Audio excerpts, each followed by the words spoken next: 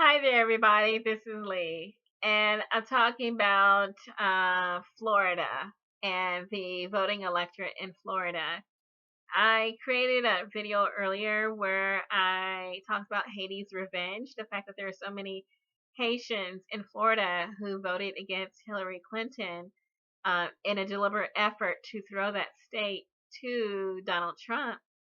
And I also mentioned in the same video that it's very rarely spoken, but that another reason why Hillary Clinton lost Florida was not only because of the Haitian Americans who voted against her, but there was also an issue of felony disenfranchisement, largely as a result of the 1994 crime bill that was enacted underneath the Clinton administration in the mid 90s. So for about 20 years, there's been consistent, persistent, ongoing felony disenfranchisement in the state of Florida. People who are convicted of felonies in the state of Florida are banned from voting for life in the state of Florida. The state of Iowa and the state of Kentucky have similar legislation. But in Florida, the issue of it being a swing state, highly desired, with 29 electors that can make or break a presidency, um, this has gone unspoken for much too long. People are talking around the issue. I've brought it up several times, and each time I met with crickets. And this is when I've discussed it amongst Democratic Party supporters, definitely with Republican Party supporters who seem indifferent. But there are just people who just refuse to acknowledge this fact that the Democratic Party, as a direct result of Bill and Hillary Clinton's actions to enact the 1994 crime bill that escalated misdemeanor charges into felonies, rendered many people unable to vote in Florida. And each year, it stacks up more and more people who are unable to vote. The Democratic Party has been losing vote share ever since. The likelihood of winning Florida decreases every year with the sentencing of more African American, Latino, brown and black people, the escalation of the drug war, of police targeting, racial profiling. It's increasing the likelihood that the Democratic Party will never recover Florida unless they do something. But people have been waiting 20 years for that, and it hasn't happened, and so that's why I'm talking. And I get real mad when I talk about that.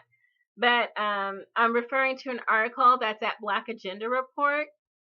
People have been taking it into their own hands. They're tired of lobbying the Democratic Party and the Republican Party over this issue. They're taking that power into their own hands to make this change at the ballot level. This is an article at Black Agenda Report.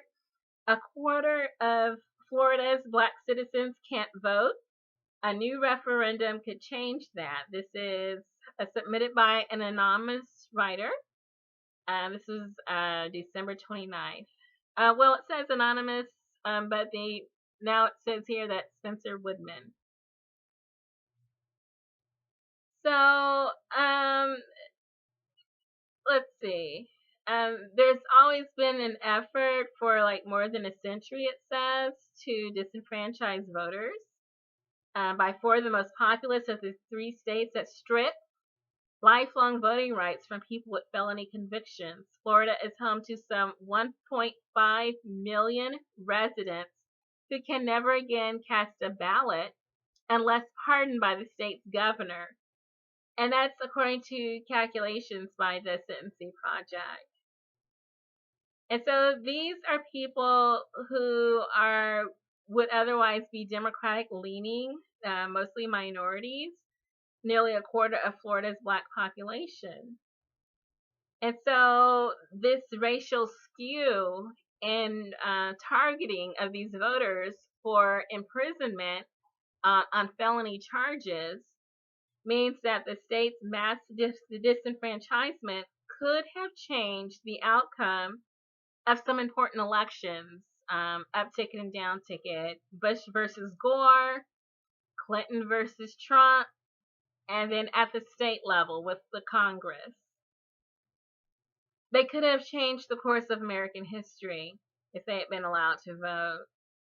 And so, national groups like the Democratic Party just have shown little interest. I mean, like I said, you hear crickets when you try to bring this up. They have not made an effort to roll back that voting restriction. But a coalition is composed of the disenfranchised themselves. They've reached a landmark and a long fight to overturn that law of state law in Florida. And this is last month, after the organizers spent years gathering the 68,314 petition signatures. Florida's High Court announced that it set a March date to consider the proposal to allow a referendum on the 2018 ballot, asking voters to roll back the state's felony voting restriction. So they gathered all those signatures to present to the court, and now they're asking the court to set a date, which they did in March, to consider the proposal to allow a referendum on that disenfranchisement law. And so they're hoping for a favorable ruling. It seems like it's leaning that way. But it doesn't stop there. Even if the court does approve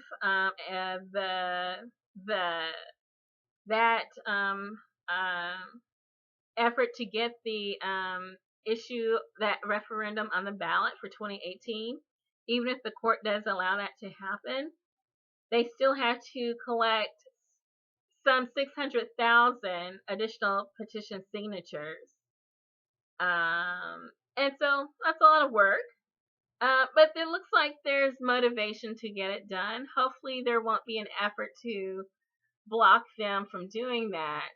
And I say that because in the state of Virginia, the Republican Party, and when I say that, I include also Judicial Watch, a certain think tank that I otherwise have agreed with on their efforts for reform in our political system. They actually challenged Terry McAuliffe's effort to restore voting rights to ex-felons in the state of Virginia. They fought against that. And I think they kind of backed off a little bit at the last minute. But if someone has paid their debt to society and they're paying taxes and they're participating as a citizen, they should have their voting rights restored. Why are they being taxed without representation in the state of Florida? That makes no sense at all. It doesn't sound constitutional to me. And so, again, if someone's paid their debts to society, they should be able to vote and make decisions about how their taxes are used in that same society that they live in. And so I'm hoping that they're successful in Florida. I will continue to speak on this. Anytime I hear talk from the Democratic Party about get out to vote and you need to vote, I'm going to say restore the voting rights. Get out and support the people who are on the ground trying to recover their voting rights. They should be able to vote. Thank you, and good luck to the people in Florida.